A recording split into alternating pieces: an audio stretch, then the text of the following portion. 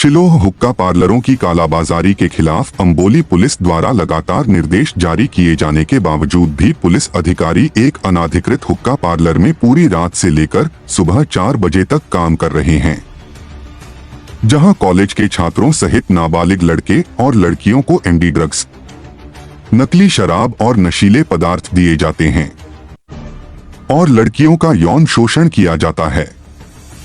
क्या शिलोह हुक्का पार्लर क्लबों के लिए कोई कानून नहीं है?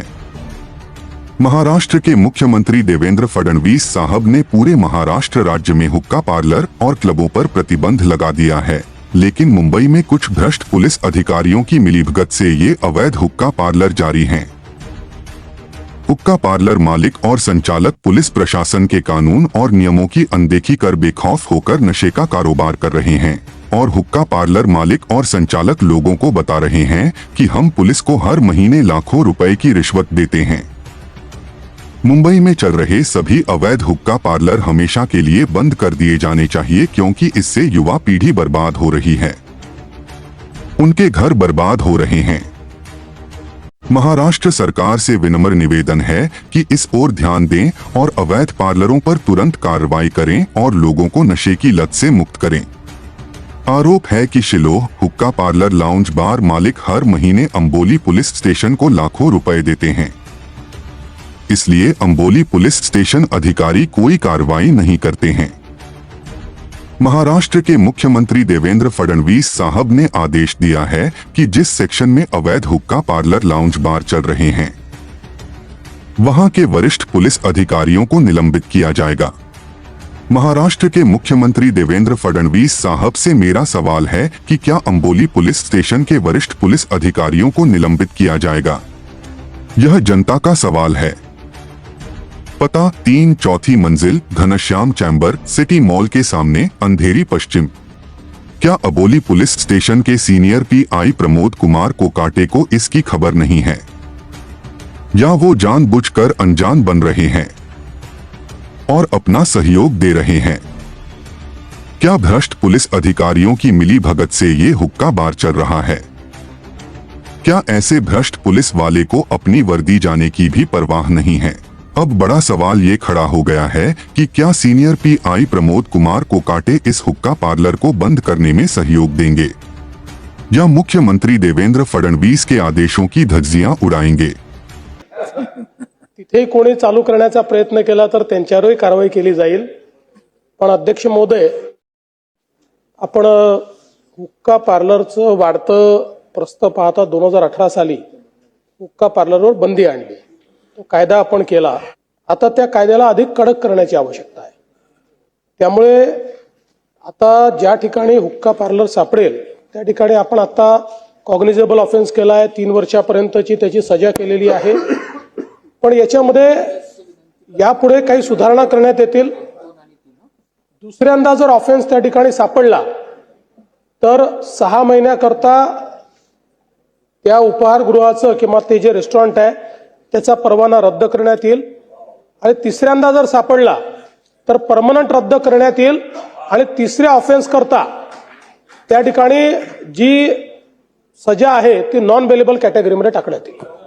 18 पासून 25 पर्यंत सातत्याने सभागृहात आणि सभागृहाच्या बाहेर सुद्धा अशा अनेक घटना घडलेल्या आहेत। आज दुर्दैवाने विशेषतः तरुण पिढीमध्ये महाराष्ट्रामध्ये त्या वाढत चाललेल्या आहेत। अध्यक्ष महोदय, हे जे काही हुक्क्याचे ते काय म्हणतात गुडगुडे ते जे असतात त्याच्या विक्रीवर कुठलेही बंधन टाकता येणार नाही। याचं कारण काय, ते सॉव्हेनियर म्हणूनही विकलं जातं, त्यामुळे ते केवळ हुक्क्याकरताच विकलं जातं असं नाही आहे, आणि आपण टाकली तरी ती काही टिकणार नाही। आपल्याला इफेक्टिव्हली कारवाई जी आपण सांगितली ती जे अशा प्रकारचा ऑफेन्स करतात त्यांच्यावर केली पाहिजे। आता आपण जेव्हा कायदा केला तेव्हा सुरुवातीला तो सॉफ्ट ठेवला, 2 ते 3 वर्षाची आपण शिक्षा म्हटलेली आहे त्याच्यामध्ये। अशा शिक्षेच्या केसमध्ये कोणालाही अरेस्ट होत नाही। नवीन कायद्याप्रमाणे किंवा सुप्रीम कोर्टाच्या निर्णयाप्रमाणे त्यांना केवळ नोटीस द्यावी लागते आणि चार्जशीट कोर्टात पाठवावी लागते। आणि म्हणून थोडं जेव्हा कोणी जेलमध्ये जातं ना तेव्हा थोडी भीती असते। जेलमध्ये जायचं नसेल तर फार भीती लोकांना राहत नाही। म्हणूनच मी सांगितलं की याच्यात रिपीट ऑफेन्स करता जे रिपीट ऑफेन्सेस आहेत याच्याकरता अशा प्रकारची तरतूद करण्यात येईल की केवळ नोटीस नाही तर त्यांना जेलमध्ये जावं लागेल, आणि परमनंट त्यांचा जो काही हॉटेलचा किंवा जे रेस्टॉरंट आहे त्याचा परवाना रद्द होईल. आणि तिसरी एक महत्वाची गोष्ट आपण लक्षात आणून दिलेली आहे की अशा प्रकारच्या पार्टीज या सोशल मीडियावरनं त्या ठिकाणी ऑर्गनाईज होतात आणि मग तिथे हुक्का पाठवला जातो. त्यालाही जे काही प्रोव्हायडर्स आहेत यांनाही सेम ऑफेंडर पकडून त्यांच्यावरही कारवाई करण्यात येईल. जसं तुम्ही हुक्का पार्लरच्या त्या लायसन्सवर आणि त्या व्यक्तीवर कारवाई करणार, तसं त्या पोलीस स्टेशनच्या अंतर्गत येणाऱ्या अशा अवैध आणि या पद्धतीचं पिढ्याने पिढ्या बर्बाद करणाऱ्या पोलिसांवर काय कारवाई करणार? पोलिसांनी जर हुक्का पार्लर उघडकीस आणला तर कारवाई होणार नाही, पण इतर कोणी जर तो उघडकीस आणला तर त्या ठिकाणचे जबाबदार सगळ्या पोलिसांवर कारवाई केली जाईल. ड्रग्ज किंवा या सगळ्या अंमली पदार्थांचं जे जसं केळकर साहेब म्हणले की ज्या पद्धतीने ऑन रेकॉर्ड नोंद होती त्याच्याबद्दल आपल्याला सॅटिस्फॅक्शन आहे का? नोंद होण्यापेक्षा कारवाई होणं अधिक महत्वाचं आहे.